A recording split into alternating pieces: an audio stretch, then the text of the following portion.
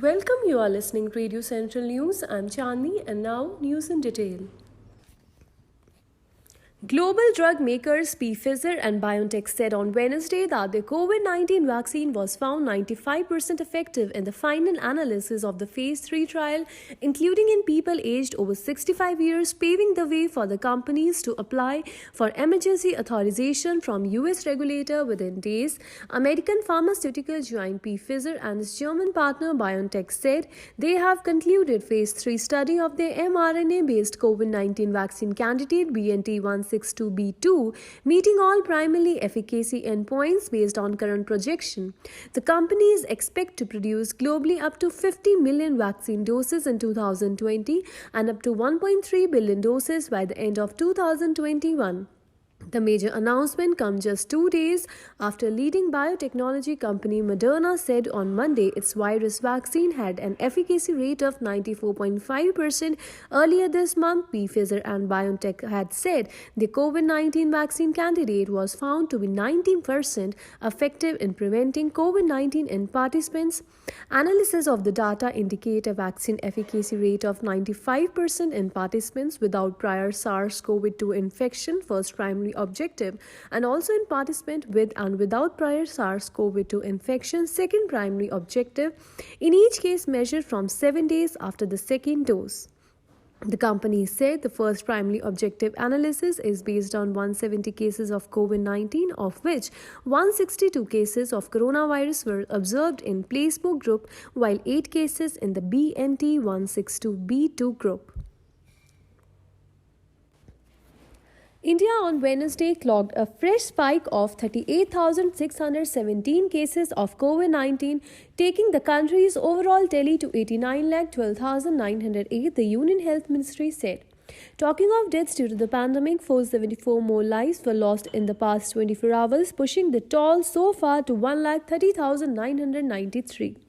Active caseload on the country, however, has further witnessed a dip by 6,586 since Tuesday, and currently the nation is the home to 4,46,805 active cases.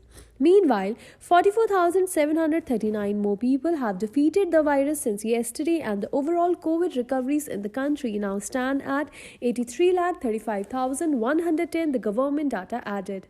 According to the Indian Council of Medical Research, till date, 12,74,80,186 COVID tests have been conducted across the country. A soldier was killed and 2 others were injured after an avalanche hit an army post in Kupwara district of Jammu and Kashmir, officials said on Wednesday. The avalanche hit the army post near the line of control at Roshan Post in Tangdhar area of North Kashmir's Kupwara district late on Tuesday night, the officials said.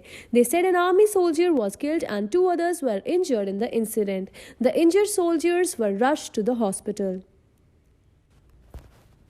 The Jammu and Kashmir government will implement the Forest Right Act 2006, which was not applicable in the Union Territory for the last 14 years, to grant and safeguard the rights of forest dwellers, an official spokesperson said on Wednesday.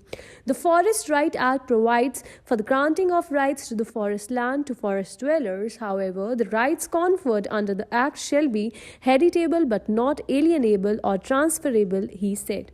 This step is being taken in view of the large-scale encroachment of huge forest land and its illegal sale in Jammu and Kashmir.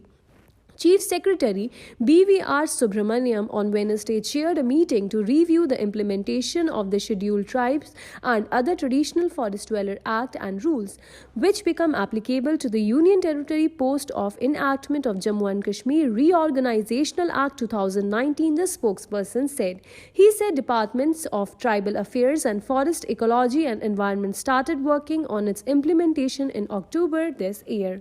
It may be pointed out that the Forest Right Act of 2006 provides for granting of rights to forest dwellers across the country, the spokesperson said.